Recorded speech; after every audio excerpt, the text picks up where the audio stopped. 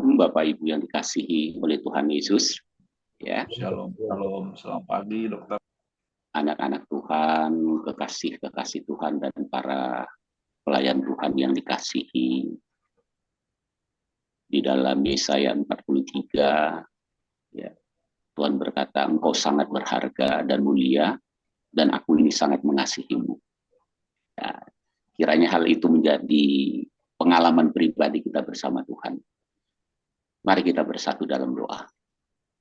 Bapa, di dalam nama Tuhan Yesus, di pagi hari ini jika kami ada sebagaimana kami ada, apapun situasi dan kondisi kami, semuanya itu adalah kasih karunia Tuhan, dan rencana-Mu tidak pernah gagal dalam kehidupan kami, yaitu rancangan damai sejahtera yang membawa masa depan yang penuh dengan harapan. Terima kasih. Pagi hari ini kami akan bersama-sama merenungkan kebenaran firman Tuhan, agar hidup kami semakin berkenan kepadamu, dan kami menjadi terang di tengah kegelapan dunia ini. Di dalam nama Tuhan Yesus dan oleh pimpinan dan pertolongan Roh Kudus, kami berdoa dan mengucap syukur. Amin. Tema kita pada hari ini adalah meniadakan maut dan menghapus air mata. Siapakah yang meniadakan maut dan menghapus air mata? Itu adalah Tuhan Yesus. Ya. Sehingga jika saudara dan saya sudah menerima Tuhan Yesus Kristus, maka kesadaran kita semakin kita tingkatkan bahwa maut sudah tidak ada lagi di dalam diri kita, dan air mata karena penderitaan, karena dosa, kesalahan, dan aib kita juga sudah dihapuskan oleh Tuhan.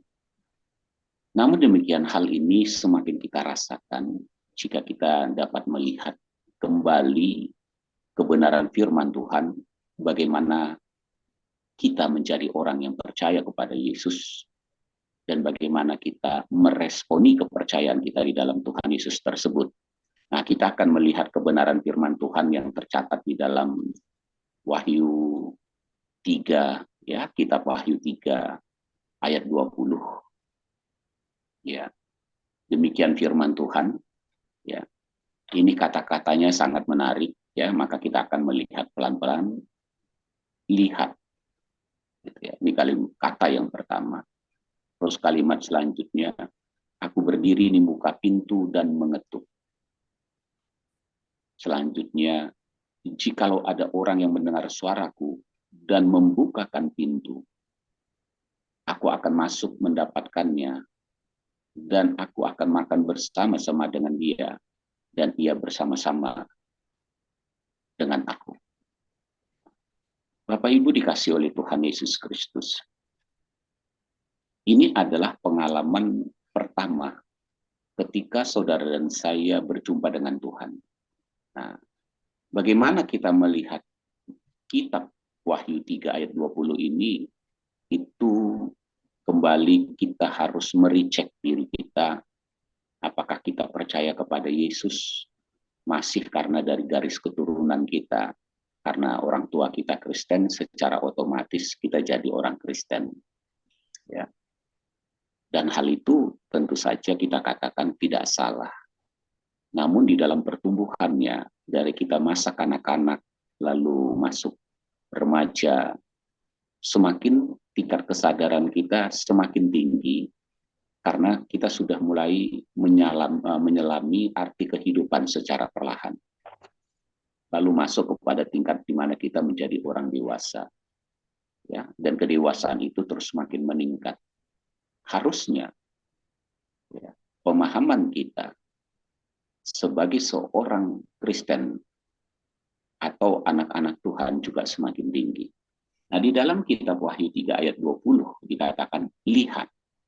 Gitu ya. Kita tentu saja menurut ayat ini ada dua hal yang perlu. Apakah kita melihat dengan mata ataukah kita melihat dengan hati kita? Nah, umumnya dalam ayat ini kita lebih banyak melihat dengan hati. Karena ini juga berbicara dengan iman, ya, kepercayaan kita kepada Tuhan yang terus semakin diperbaharui. Lihat, Aku berdiri di muka pintu dan mengetuk. Siapa yang berkata hal ini? Itu adalah Yesus Kristus. Siapakah Yesus Kristus?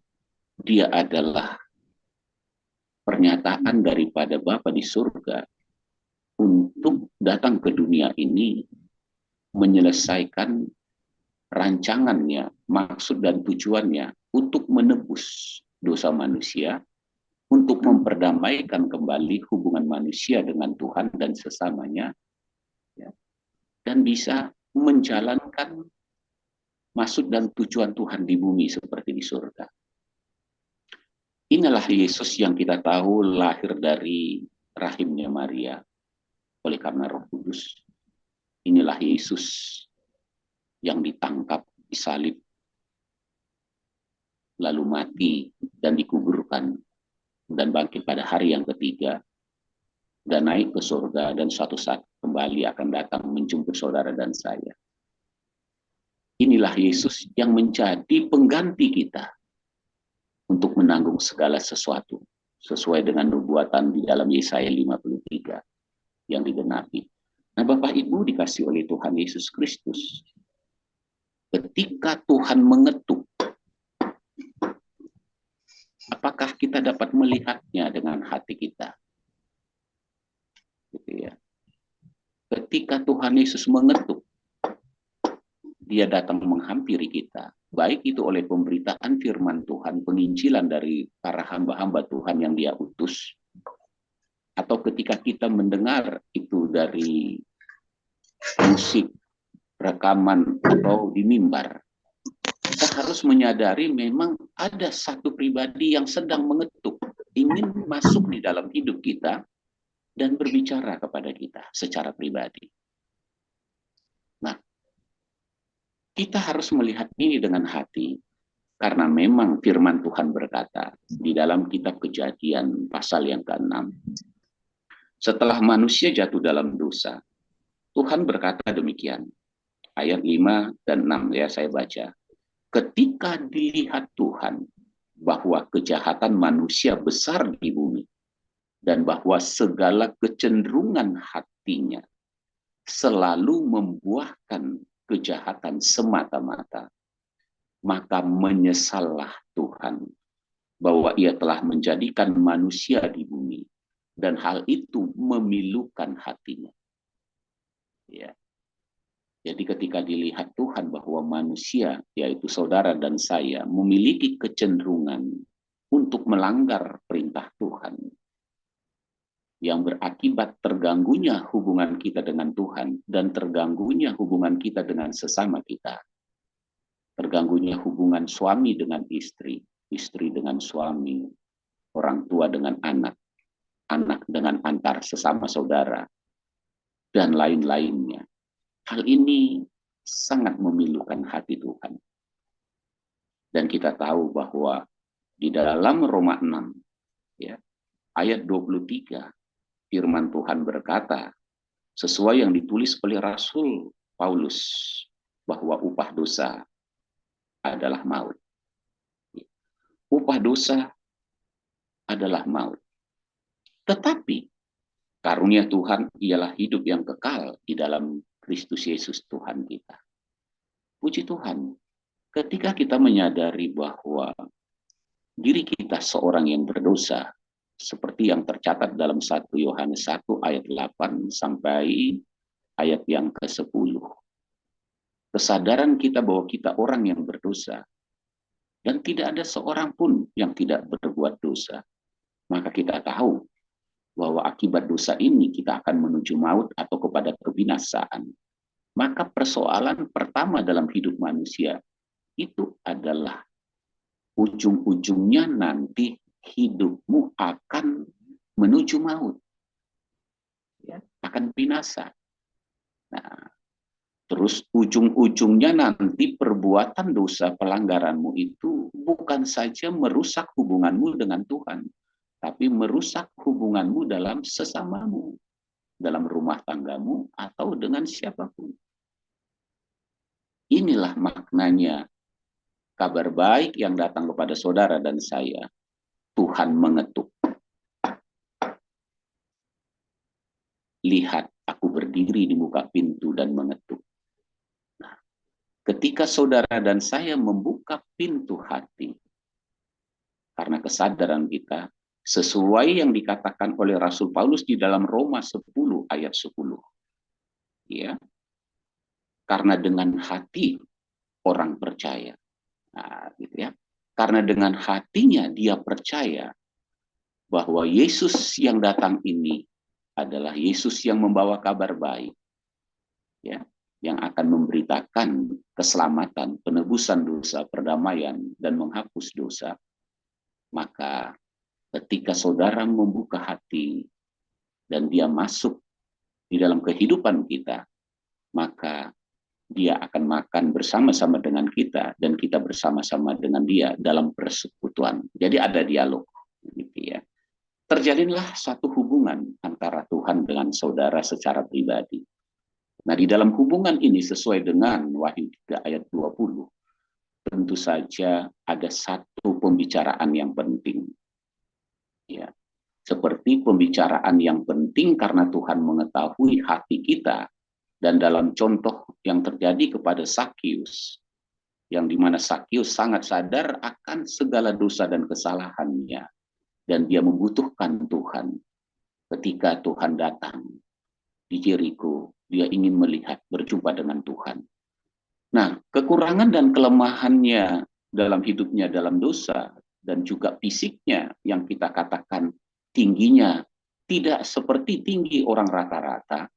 Dia berbadan pendek, dia tidak bisa berjumpa. Namun, sekalipun dia orang yang ternama, ya, orang yang kaya, dan memiliki kedudukan yang tinggi di daerah itu, semua itu dia tanggalkan hanya untuk berjumpa dengan Tuhan. Dia naik di atas pohon. Yesus melihat hati Sakius, dan dia sangat tersentuh. Dan Tuhan melihat ke Sakius dan berkata, Sakius, turunlah. Hari ini aku akan datang ke rumahmu atau masuk ke dalam rumahmu. Nah, berbicara masuk dalam kehidupan Sakius. Justru Tuhan tidak menolak orang-orang yang berdosa. Tuhan tidak menolak orang yang sadar akan kekurangan dan kelemahannya.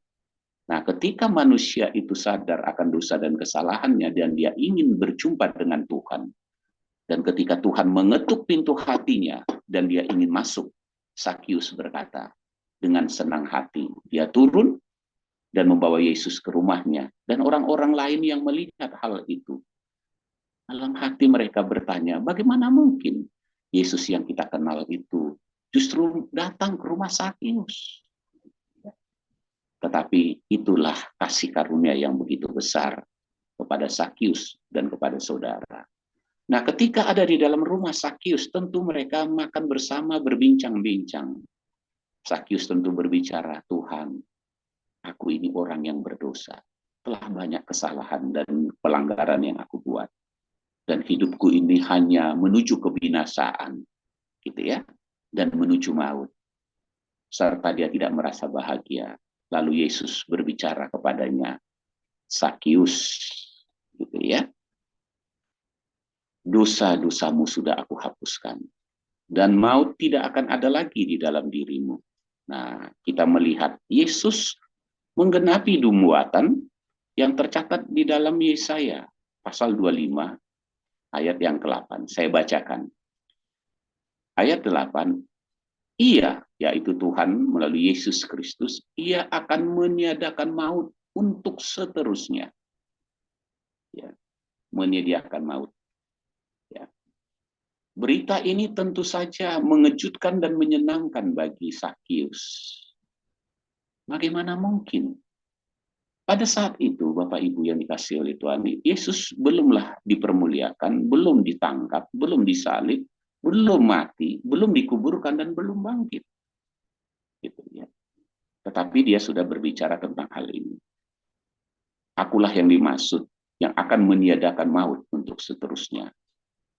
Dan Tuhan Allah akan menghapuskan air mata daripada segala muka. Maka segala dosa dan kesalahan dari Sakius yang membuat dia menderita, air matanya selalu menetes ketika dia berjumpa dengan Tuhan akibat dosa dan kesalahannya. Bahkan aibnya, ya, itu pun dijauhkannya dari seluruh bumi. Sebab Tuhan telah mengatakannya. Nah, ayat 29, ayat 9. Ya. Pada waktu itu orang akan berkata, ya, kita buatlah contohnya Sakius dan juga saudara dan saya. Sesungguhnya inilah Tuhan atau Allah kita yang kita nanti-nantikan. Nah, ya, ketukan pintu di pintu hati kita. Ini yang kita nanti-nantikan supaya kita diselamatkan. Inilah Tuhan yang kita nanti-nantikan. Marilah kita bersorak dan bersuka cita oleh karena keselamatan yang diadakannya. Bapak Ibu yang dikasihi oleh Tuhan Yesus Kristus. Ketika Sakius mendengar hal ini, dia sangat terharu. Ya, saya sedikit menambahkan saja, ya, bukan mendramatisir. Ya, pada umumnya ketika ada kabar baik seperti ini sampai kepada kita dalam hidup kita, kita rindu, ingin memeluk, gitu ya. Yesus ingin memeluk berita kabar baik ini. Mungkin saya mengatakan di sini, walaupun tidak melihat, setidaknya Sakius tersungkur di kaki Yesus, ya, dan mungkin mencium kakinya dengan ucapan terima kasih, sehingga kita tidak heran kalau ada bait pujian berkata begini, sujud di altarnya, ku bawa hidupku, ku terima anugerahnya, gitu ya. Dan ini sangat penting, karena ini dari hati. Maka Sakius pun berdiri dan menyatakan perubahan sikap dalam hidupnya atau pertobatan untuk mengasihi Tuhan dan sesama. Tidak akan mengulangi lagi perbuatan-perbuatan jahatnya. Dia berkata, setengah dari hartaku milikku, aku berikan kepada orang-orang yang ada di sekitar Yeriko ini. Dan apabila ada orang yang aku rugikan, oleh karena tugasku sebagai pemungut cukai, dan aku memintanya berlebih, aku akan menggantikannya 4 kali lipat. Luar biasa. Sikap yang dari hati ini tentu timbul karena perjumpaan dengan Tuhan. Dialog secara pribadi dengan Tuhan dalam komunikasi ketika dia menerima Yesus dalam hatinya. Nah, mungkin saya menambahkan sedikit dengan versi yang kita tahu zaman sekarang ini, walaupun saat itu belum ada lagunya, kita anggap aja lah, ya. Kalau kita buat drama tentang Sakius, gitu ya, dia nyanyikan pujian ini. Dia jamah segenap hidupku dan beri damai di hatiku. Semua telah berubah dan aku tahu dia jamah ku jadi baru. Puji Tuhan. Ini karena dari hati Bapak Ibu. Nah, setelah kita mengikuti Yesus dengan hati, apapun kondisi situasi yang sedang kita jalani dan akan kita alami, kita sadar itu seizin Tuhan. Dan itu tidak akan menggoyahkan kita lagi. Amin. Ya, tidak akan bersungut-sungut berkusah lagi. Misalnya berkata gini, Tuhan, kenapa kok hidup saya masih begini? Ya, kenapa keuangan saya begini? Kenapa saya belum punya rumah sendiri? Tuhan, kenapa kok saya sakit-sakitan? Suami saya, anak saya, istri saya kok menderita penyakit seperti ini? Kapanlah semua ini berlalu? Gitu ya. Dia tidak lagi mengatakan itu. Karena dia tahu bahwa maut sudah ditiadakan dalam hidupnya. Ya, dan dosa-dosanya sudah dihapuskan. Dan dia berbahagia oleh karena hal itu. Maut ditiadakan, air mata karena penderitaan dosa dihapuskan, aib, kesalahan dan kekurangannya dibuang jauh-jauh dan tidak diingat Tuhan. Wow, luar biasa. Itu jauh lebih penting daripada yang kehidupan yang sedang kita jalani saat ini di dalam Tuhan. Ya, kita tidak bisa lagi mencontoh bangsa Israel yang keluar dari Mesir. Sudah demikian besar kasih karunia Tuhan, 10 tulah, laut di beraut terbelah dua, hanya karena masalah minuman, makanan, dan lain-lain, berkeluh kesah, bersungut-sungut. Gitu ya. Tentang hidup ini, kita harus tahu, jika Bapa di surga sudah memberikan anaknya, dia datang sendiri untuk menghapus segala dosa kesalahan kita, menghilangkan maut dalam diri kita. Bagaimana mungkin dia tidak mengaruniakan segala sesuatu bagi kita? Dia tentu ingin dalam hidup kita yang kita jalani ini bersama dia, itu menjadi sebuah kesaksian, menjadi kabar baik, ya, yang melengkapi kabar keselamatan yang saudara dan saya terima. Ada amin? Ya. Oleh sebab itu, Bapak Ibu dikasih oleh Tuhan Yesus, saya tutup dengan Kolose 2, ya, ayat 6, ya, dan 7. Ya.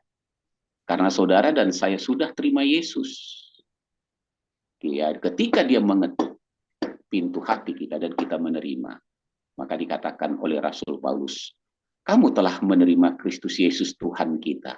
Haleluya. Berarti maut sudah tidak ada lagi, dosa tidak lagi diperhitungkan oleh Tuhan. Ya. Apapun yang sedang saudara dan saya jalani saat ini, kita harus bisa mengucap syukur selalu kepadanya dan percaya janjinya. Karena itu, hendaklah hidupmu tetap di dalam Dia. Amin. Tidak goyah, tidak berpaling, tidak merasa kecewa.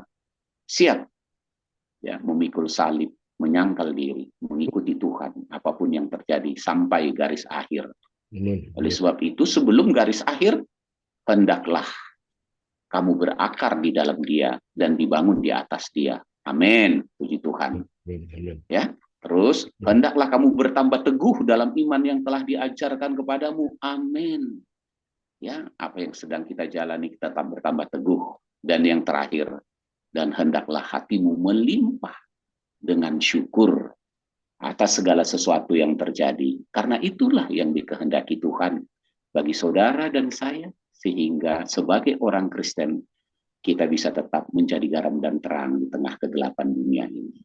Ya, menjadi sebuah kesaksian bahwa Kristus ada di dalam diri kita. Oleh sebab itu, di dalam 2 Korintus 13 ayat 5, ujilah dirimu, selidikilah dirimu, apakah engkau tidak yakin akan dirimu bahwa Yesus Kristus ada di dalam hatimu? Apakah engkau tidak yakin, Immanuel, Tuhan besertamu, beserta seisi rumah tanggamu, apapun yang terjadi? Ya.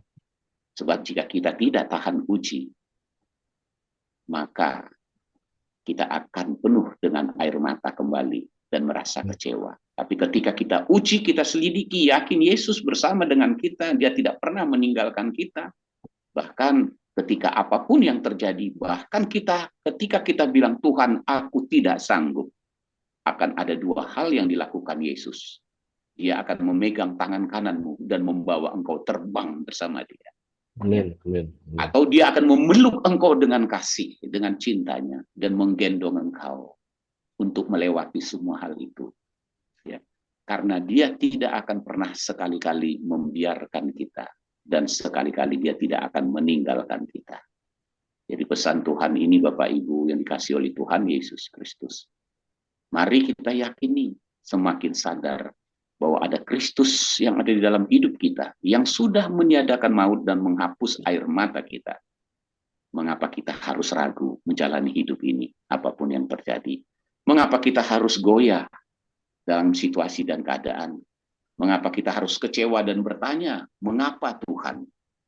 Justru Tuhan berkata, apapun yang terjadi dalam hidupmu, peluk dan rangkullah segala sesuatu dengan cinta. Jangan sampai kehilangan cinta kepada siapapun. Cinta kepada Tuhan, cinta kepada sesama, suami, istri, anak-anak, orang tua, sahabat.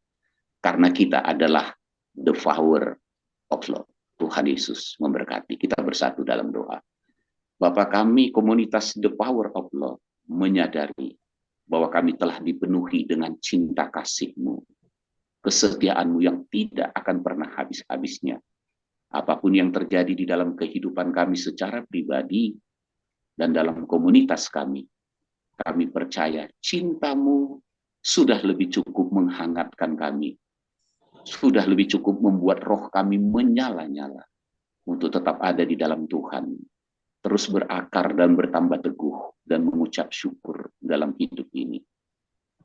Dan kami percaya cinta kami pun semakin mendalam kepada Tuhan dan kepada sesama kami, sehingga kami peduli akan hal itu dan menyatakan bahwa Engkau telah bangkit dan maut sudah tidak ada lagi, karena kami telah menang bersama Tuhan.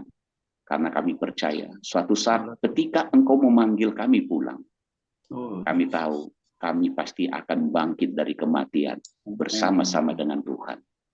Di dalam Yesus Kristus dan oleh pimpinan Roh Kudus-Mu kami berdoa dan mengucap syukur. Haleluya. Amin. Tuhan Yesus memberkati. Saya kembalikan. Haleluya.